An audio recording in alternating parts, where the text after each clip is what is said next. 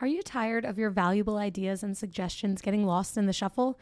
Well, that is why I'm introducing Direct Suggest, the revolutionary digital suggestion box that puts your voice front and center. With Direct Suggest, you have the power to make a difference in your organization. Direct Suggest provides value to organizations in various industries worldwide, including notable brands like Comcast, TD Bank, and Nokia. And here's the best part. Direct Suggest only costs 50 cents per employee per month, making it an affordable solution for businesses of all sizes. Plus, they have an incredibly high ROI and savings potential with an average 33 times return on investment. The implementation process is also a breeze. Once committed, setting up Direct Suggest from start to finish can be completed in as quickly as a week or less. Don't let your ideas or your team's ideas go unnoticed. Visit directsuggest.com today and start by making a difference with Direct Suggest.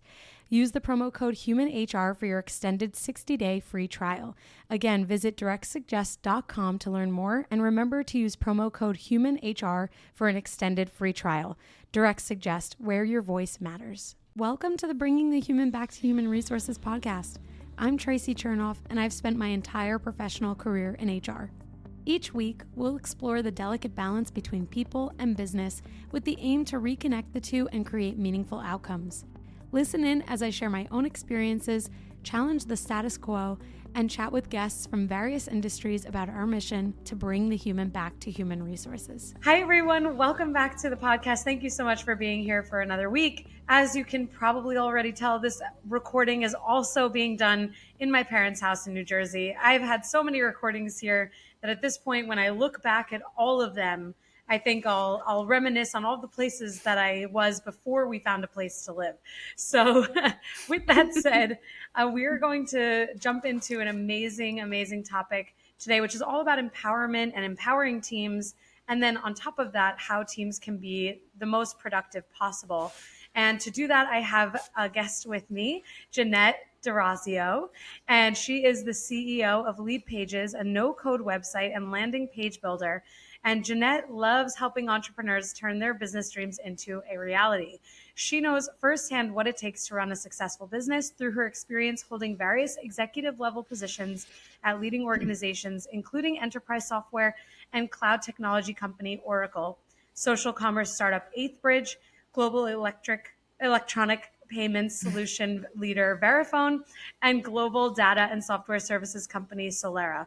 As a woman in tech, Jeanette is passionate about breaking down barriers and championing the inclusion and success of women in STEM fields, which I think we can all get behind. So Jeanette, welcome to the podcast. Thank you so much for being here. Thank you for having me, Tracy. It's a pleasure to finally get to talk to you. Yes, likewise. I'm glad that we have this opportunity to connect on such an important topic. And, naturally, given your background and the industry that you're in, I think you're the perfect person to ask, all of these questions from. I mean, you obviously being in a role like CEO, for example, you have not only the pressures of leading a business, but you also are probably constantly under pressure and watched with a watchful eye, so to speak, by your team. So can you walk us through a little bit about how you, throughout your career, have helped to empower the teams that you have had working for you? Oh, great question. I'd welcome the opportunity to talk about that. As you've mentioned, I've had various different positions, different software companies, large companies, small companies, startups, somewhere in between. And the theme is always the same for me, right? How do I build high-performing teams that work well together, have some fun, but get the job done, right? And for me, having been an athlete, I grew up as an athlete. I think I played anywhere from 3 to 5 different sports a year, but through all of that, it was all about teams and how you successfully win a game, practice, et cetera, right? How you gel together as a team. So I've taken what I learned growing up and even all the way through college, my years in college working in teams, and brought that into the business world. It's the same, right? And when I'm looking at and building teams, I rely on people's strengths, right? A lot of times, when you're recruiting people, bringing people into organizations. You sometimes look and stick to that job description, right? And do they check all those boxes in those roles? I look at that, sure, that's a good place for me and my HR business partners to start. But I also look at what strengths they bring to the team. Because everybody has something that they're good at and something that they're not good at, and bringing those people together to form that team is how I've proven success with them. You also get a sense of empowerment. That's the big thing for me with building these teams, is you have to make them feel empowered to make the choices, right? Bottom up leadership, empathetic leadership has really become important, and kind of the new trend going on, if you will, if there should be trends in the workforce, I guess. But it's all about allowing them to leverage their strengths, to bring them best selves to work as the team, and really allowing them and letting them know it's okay to try something and fail, right? Learn, let's put these things together. So it's all about bottoms up empowerment, top down leadership. I hate saying that because it's really not how I roll. It's more of an equal leadership, right? I like to bring everybody to the table and give them a voice in and how we should, tackle a hard problem, celebrate a win, what have you. But that's what the different pieces I've employed during my time as a leader and a woman in technology is giving people the chance to have a seat at the table, to have a voice, is really important. And that's what I see happens between successful and not successful teams. Yeah. I love this concept that you've shared around having a seat at the table and enabling others to be able to have a seat at the table. This is like something that, of course, everyone throws around all the time. Like, how do you get a seat at the table? And it comes up a lot in HR, especially with smaller teams, as I'm sure you've seen, that HR is not always the first position hired. Right. Or at least from a leadership perspective, especially maybe some of the more admin or generalist roles. But, when I reflect on that, I think about the message that sometimes it sends intrinsically when there isn't that person who is, generally speaking, quote unquote, representing the internal customer or the employee, right? And so I really love that you've brought this up. And it actually leads me to want to ask you about something that I think we spoke about a little bit when we first connected, which is this idea that you have around your HR business partners, that everyone on your team that is within the HR division or department is a business partner. And the reason I bring this up is because a lot of the time, as I could say this because I'm in HR, a lot of the time we as in HR professionals are often seen as not part of business leadership or not part of the business, which I think is one of the common misconceptions. So can you tell us, especially given that the majority of the listeners are in HR themselves, can you tell us where this concept and like ethos came from to really instill this mentality within not only your leadership, but also within your business? Right. Great question. I find, HR as, or people and culture is what we call them in my current company here at Lead Pages, but it's so important. And I think you hit it right on the head, Tracy, is they've been relegated to this, at least in the past, this admin type, position. They do payroll, they make sure everybody's benefits are done, which is important, right?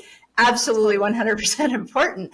But it's not the people you bring in if you have to have, they are the people you bring in when you have difficult conversations, or maybe you have an employee that isn't, just isn't a right fit for the company, right? Sure, HR is there, but they need to help you as a leader, as a manager, do your job well. And that's how I've evolved working with my HR partners, right? It's not those tactical, tasky type things. It's strategy. It's, I work with my current HR business partner. I have several of them, in fact.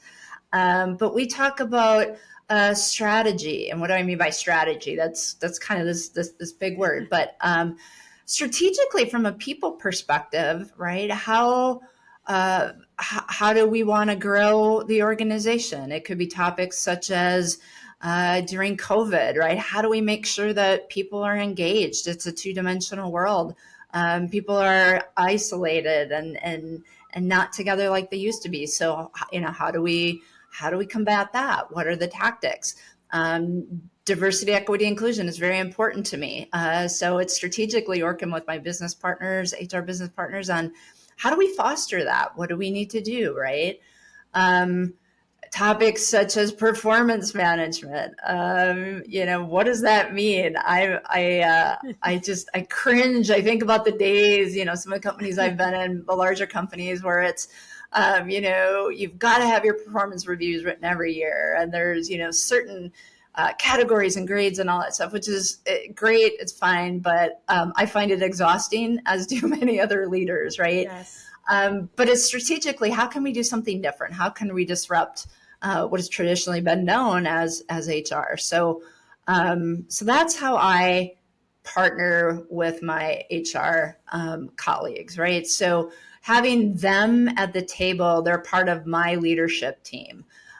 So they are, they're brought in to consult on all various type of topics, but also to plan the fun things too, right? So it's example, we as a company, we think it's very important for your whole self, right? So we were looking at how can we extend benefits from a wellness perspective, and it's beyond just your health, medical, dental, those type of things, but it's wellness or financial fitness too, right? Our people and culture team put together a benefit for a financial planner, right? And it's, some people don't know how to approach that. And what does that look like? Totally. So we've got that. We've got, reimbursement for, there's typical, health club memberships, but it's beyond that, right? Maybe it's the Calm app. I have the Calm app. I love it. I put that on at night. So that's how I view my HR, my people and culture team. Is they're not co-located with me here in Minneapolis. They're elsewhere, but they are absolutely 100% part of my leadership team, and a key consultant for me, and help that we have. That's wonderful to hear. I was reflecting, as I always do when someone is answering one of these very broad stroked questions that I ask. And I was just thinking about how often on my podcast we talk about just this idea of how important it is to be really connected with the business and other business leaders. And that sometimes there is this, depending on who is in a role like yours or who is at the executive level, there can be a struggle sometimes to really put forth, movement on the people side. However, once there is the buy-in and that relationship built between the HR team or people and culture or people ops team and the other business leaders, there's so much opportunity to build better programs, to build, enhance strategy and all of those things that you spoke about. So it's nice to hear from someone who's doing it and has that great relationship with her HR team. Like it's a wonderful thing to be able to reflect on those things that we've talked about in prior episodes. So thank you for that. And, I would love to shift gears. Yeah, it's so important, I'm sure that the listeners are like, we're rooting for Jeanette. This is amazing. Now let me go and see if Lead Pages is hiring. That's what's going to happen here. But, I'd love to shift gears just a moment to kind of come back to this idea of productivity and empowerment, because the two are related. Even from a general concept that employees, some companies are tracking employees' time worked. Right. That there's a misconception, generally speaking, that you have to be in the office to be productive, even though we spent the last 3 years disproving this, right? Where is the intersection for you between productivity and empowerment? Do you start with empowerment to drive productivity, or is it the productivity that enables empowerment, or is it totally different from that? Ooh, good question. Kind of a little bit of chicken and egg there sometimes, but in my experience, I'll speak from my experience. It's empowerment drives that productivity. If let's talk about it the opposite way. So productivity, you're putting certain quotas on people perhaps, or they have to get so much done in X amount of time, right? And that's very applicable to any business. But hammering on that and micromanaging that actually I've found has the opposite effect, right? You get people that they're not motivated. They just kind of come in and just do the minimum, right? A lot of times they don't take care of the customer. So I subscribe, and with my leadership style, it's actually the opposite. It's empowering them to, we have guidelines, right? I mean, we all have projects and things that we need to do, but really sitting down as a team, depending on what it is, and how are we going to tackle that project? How are we going to service the customer? And that could be internal too, right? Because we have some, like HR is their customers most of the time an internal team. So how are we going to do that? And really stepping up a little bit, and as a leader, as a manager, kind of depending on where you are in the organization, it's allowing them that freedom to be creative, to make those decisions, but knowing that, I find we've got to put some kind of deadline out there. Otherwise things kind of go on forever, and you have a little bit of you could get some interesting, as I call science experiments that come out of that, which isn't necessarily bad. But, giving them the autonomy to do that, to take care of our customers. I'll give you an example. Our customer support team here at Lead Pages is top, best in the business, best in SaaS business. I'm kind of biased. They're an amazing team. But we give them, we foster and help them feel empowered to make a decision, right? Maybe they've got to make a quick snap decision where a customer's struggling with an issue, or, maybe they've just not found value in the product and want to get out of their subscription or some refund back. We give our team the latitude to do that, right? To make that decision. We've got certain steps, depends on where it escalates, but what I find is that they end up taking care of the customer. So the customer feels good, they feel good, and then they go on to the next thing, right? Oh, gee, I was so successful. I had so much fun doing that. Let me look for the next issue. So you've got this ladder effect that happens, right? And so somebody solved a really cool problem, took care of the customer. Okay, what can I do next, right? So you've got this kind of multiplier effect that goes on. So I've seen it. I personally subscribe to empower the employee. Productivity comes after. They take care of customers. They take care of you. They take care of the business. And for me, that's as a leader, as somebody who is very passionate about developing people, it's kind of great to stand back and watch the success happen. And that's fabulous.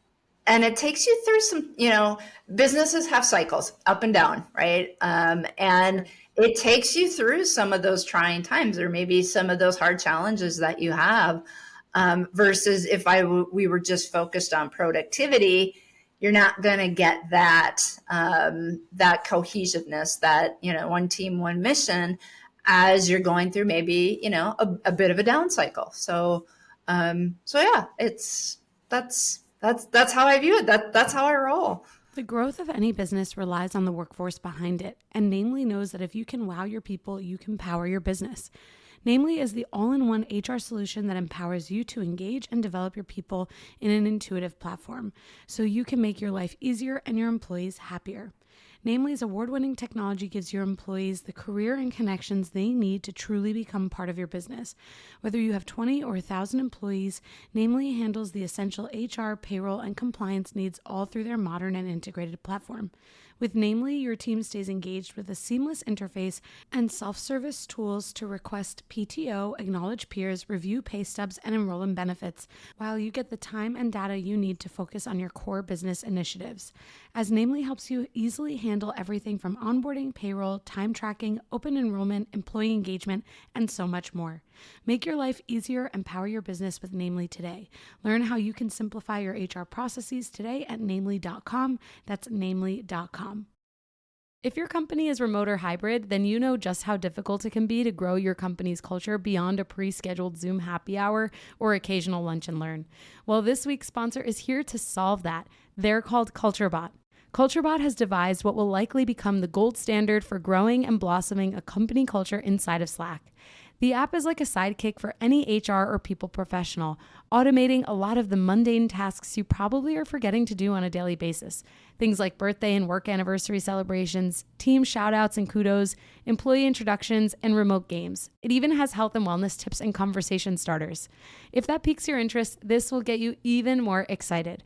Today, I'm able to share a special promotion for listeners of the podcast. You can get your first 6 months of CultureBot for 50% off. Plus, if your team is under 25 employees, CultureBot is free forever. So if you're looking for a way to create a culture of appreciation and drive increased engagement and togetherness across your team, I definitely recommend checking out CultureBot. Go to getculturebot.com/humanhr. That's getculturebot.com/humanhr to get the offer. Plus, I've added the link in the show notes so you can just click right there. Now, let's get back to the podcast.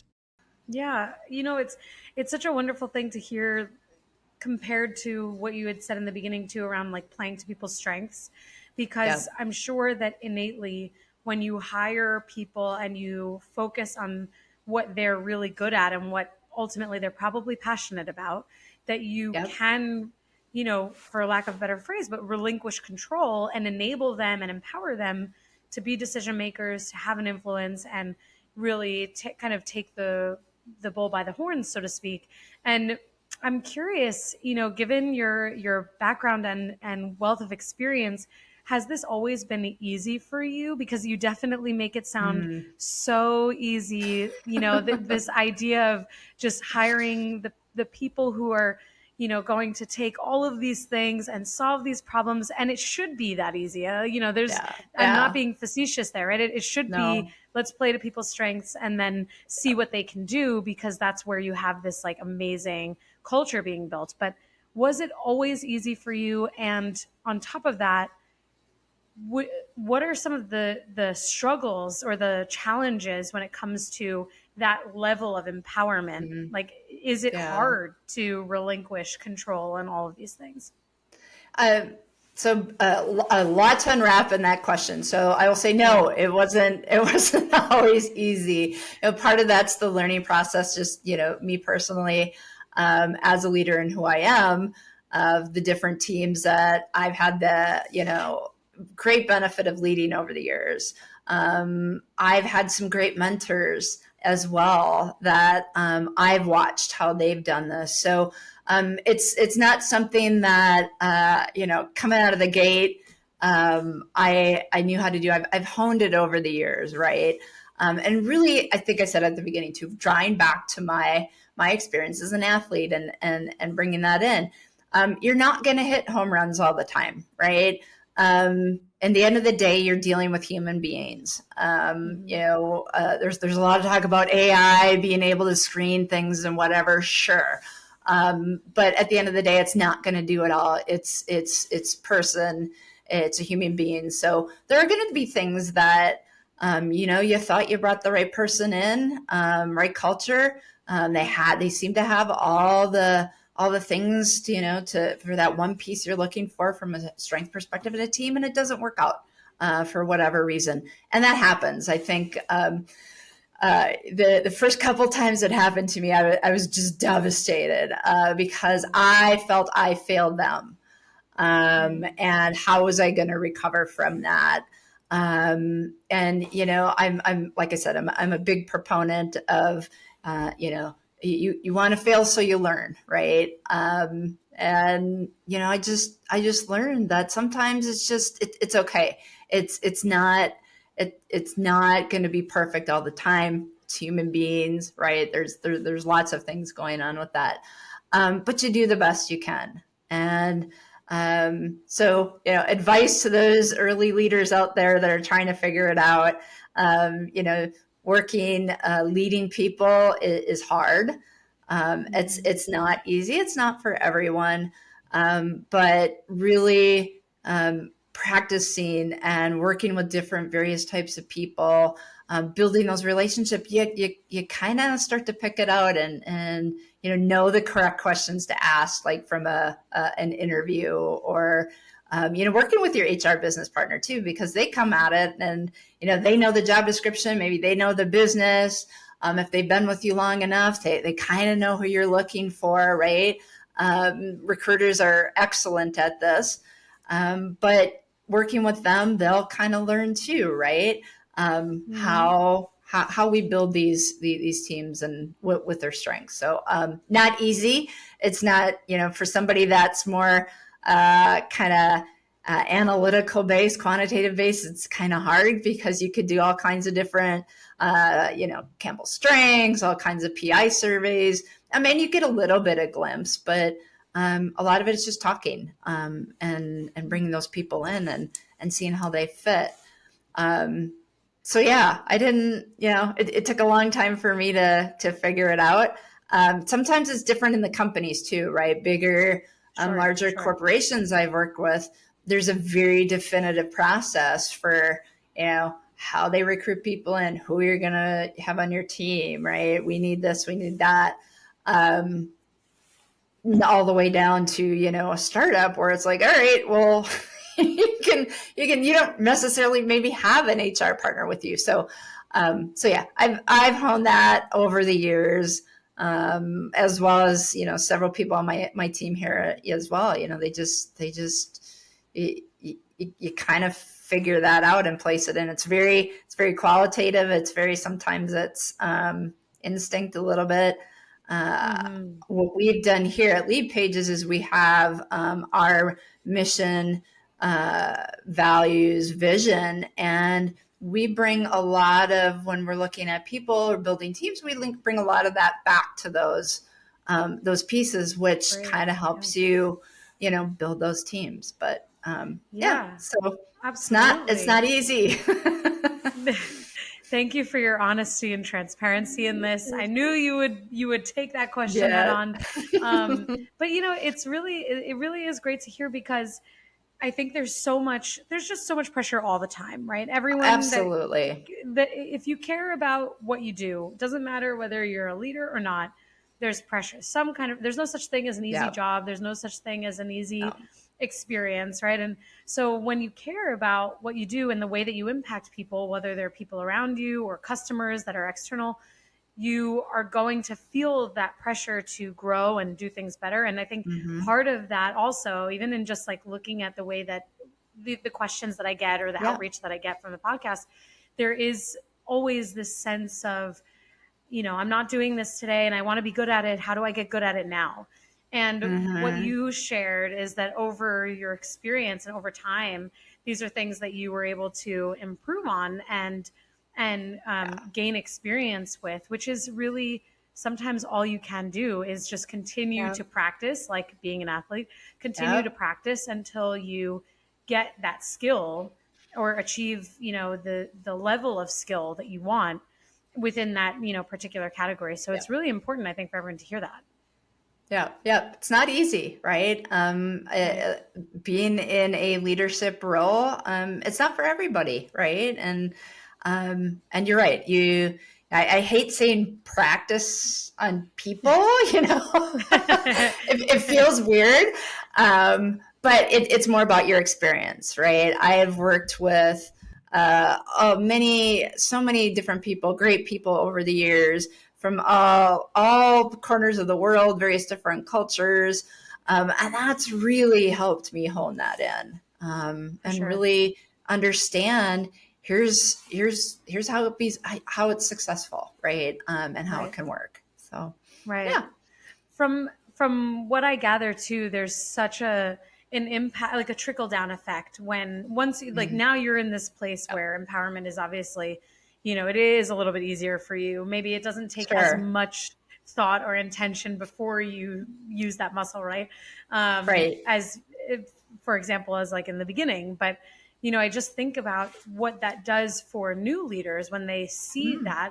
And there's always, I think I've shared this on the podcast before, that when you Yeah. see something that someone else does that you appreciate or that you want to emulate, it's important to take note of what it is that they do, how they do it, and maybe to even ask the question, how did you get good at this? Or how can I be more Yep. like you in this Yeah. area?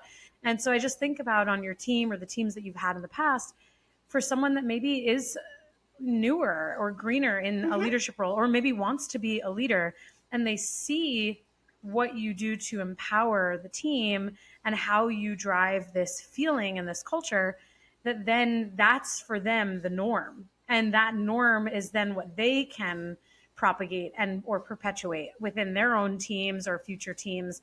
And it really, I always think about positive cultures within businesses as something that's not just good for that particular business, but it's also great for the business that person might go to in the future if they were to ever Absolutely. leave.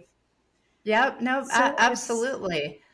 yeah. And I think too, Tracy, that's what I've done in my career is I mentioned I've had several fantastic mentors, and I've watched, how do they interact with the C-level? How do they interact with their colleagues? How do they treat the teams and the people that work for them, that work with them, right? And I'm very curious. I'm a quick learner. I love to ask questions. So do that, right? If you're a up and coming leader, you're considering a leadership role, do exactly like you said, Tracy. Have coffee with somebody. It doesn't even have to be who you work with, but maybe somebody. Maybe you go to church with somebody, or maybe it's your son or daughter's soccer team, right? And the coach is, hey, gosh, they're doing it right. What are they doing there? Be curious, ask questions, and watch, right? You're spot on. Just see the good and the bad. And I've had bad leaders. I mean, that's, Yes, I that's normal. I wouldn't like to say that they intentionally were that way. Many different reasons, why things happen. But for me, as I was growing up with my career, it was, I took note. Yep, I like this, not like that style so much. So again, back to practicing and just watching and learning is how you become good at that. Yes. And this is an episode that I have done in the past too. Like when you have bad leadership, how it helps to figure out what you don't want to do. To your point, what you just shared, as you grow up in your career, knowing what you want out of, what you want to be or what you like and appreciate is that is important. And it's just as important to also know what you absolutely do not want to be as a leader. So thanks to all the bad leaders out there for teaching both me and Jeanette what not to do. Exactly. We're better thanks to you. Completely. But just to kind of close us out, because truly I think you've shared so much insight here on this episode, I'd love to hear if you have a piece of advice for any listeners that maybe are self-reflecting right now, who are maybe leaders or have an opportunity where they've been stepping up or stepping into a leadership role, and maybe they're struggling with empowering their team. Maybe they find themselves feeling this need for control, which is also totally normal. What advice do you have for them so they can start to put into action these skills that enable their teams rather than stifle their teams? Great question. I think I've actually been reading a lot about this lately, right? Lots of thought leadership articles about it. Just coming out of the roller coaster that was COVID, right? Going to a virtual workplace and then kind of coming back out of hybrid. And what I'm seeing too is a lot of those, I'm going to call them early career leaders, that are trying to figure out the bounds between micromanagement or empowering my team, right? That's a big spectrum there. And how do I do that in a two-dimensional world, right? Where there's a lot of ups and downs, right? And you're looking at it, you think, oh, I got this nailed, right? My team's we're really firing on all cylinders. It's great. I'm feeling great. All of a sudden, 2 weeks later, you go, oh, the bottom fell out. What happened? What's going on? So my advice would be stick with it, right? Be honest, be genuine, but maybe back off on the micromanagement, right? Don't, everybody's tendency is when things aren't right, I want to hold on. I think, you just said that, right? I need to get control. It's actually the opposite, right? Take a step back, talk to your team, ask them, how are they doing? Right. Because a lot of it, there's so much, again, they're humans. There could be things going on outside. What do they need to be able to be in a better place? Or, hey, maybe you've got a really high performer on your team, like one of those star A players that all of a sudden you see them disengage and it's just, you stop and you go, what the heck happened? They could need more, right? Maybe they're bored, right? They're just so used to performing at a high level that you need to give them something else, right? Delegate. That's the hardest thing for early career managers and leaders to delegate, right? Yes. I still fight with my senior leaders sometimes. It's like, just I think Brene Brown says it, right? Delegate to elevate. And it's so hard to do. But do that. Take a step back. Ask them, how are you feeling? What do you need to succeed? And that starts to give you a clue as to where you need to fall on that spectrum, right? Sometimes truly, you have somebody that you're leading that's just stuck, and they may need you to help them with a little bit of micromanagement, right? They may need to just sit with them and, hey, let's just detail out your tasks, right? And maybe that's all they need to get unstuck, and they go, right? But it's really tuning in, understanding, right, that person, that person on your team, what they need, and listening, right? Because a lot of leaders don't listen because they think they have the answer, but you have to step back and actually listen to what they're saying. And give them the support they need, and encourage them, and tell them when they're doing a good job, right? You don't get that a lot. You don't. I see people default to negative feedback versus positive feedback. So you've got to be able to balance those both. We have here in the company, we have a platform that we use. It's called, Work Tango. Not that anybody, I'm not saying that as a plug for the company necessarily, but find an application like that in the virtual world. We found is helpful, right? It's rewarding people for doing something good, for thanking me, right? It's thank you. And our employees love it. Because yes, there's a monetary incentive off of it, right? You give people points and stuff like that.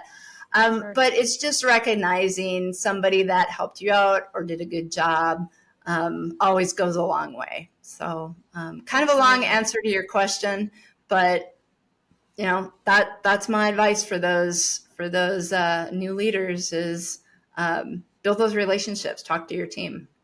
Don't be afraid to give the good feedback and the bad feedback. A lot of people crave more constructive feedback. Tell me how I can improve. And as especially newer leaders, that's a little bit daunting, right? We don't want to do that, but that's how you end up with a very strong team, and something you'll learn to take through the rest of your career. It's great advice, and there's no better way to end this episode, because I think everyone should save this, download it, take notes. I mean, this was such a wonderful example of how we can all grow while we're also growing and developing others. So thank you so much, Jeanette, for all of your insights and sharing the experience that you've had and how you've developed these skills. And with that said, where can the listeners connect with you, learn more about lead pages, and maybe even potentially learn more about what you are so passionate about? Sure. Well, you can find me on LinkedIn, Jeanette Dorazio, which we'll have here, I'm sure. Tracy will put into the podcast show notes and everything. Yeah, connect with me on LinkedIn. I do not use Twitter or X, I think it's now called. A little bit of a rebrand there. I'm not there a lot, but I love talking to people on LinkedIn. It's a great platform to do so. You can find me too at our website, leadpages.com, if you want to learn more about the company and what we do. Our values as a company and what we focus on are great there too. If you're an entrepreneur, come see us because we can help you get things started. Marketing is kind of that daunting task that not a lot of people know about and they get a little frightened about. But we will make you successful and help you do what you need to do. But that's how you can find me. Or Jeanette.Dorazio at leadpages.com. Amazing. Thank you so much, Jeanette. Really appreciate your time. Thanks, Tracy. Thank you. It was great to be here. Great to have you. Hey, just before you go, don't forget to subscribe to the show so that you are the first to hear when an episode drops each week. And maybe leave a 5-star review and a comment about how much you loved this episode. Plus, if you have someone in mind who would really enjoy this episode, make sure you share it with them. Thank you so much for tuning in, and I will see you next week.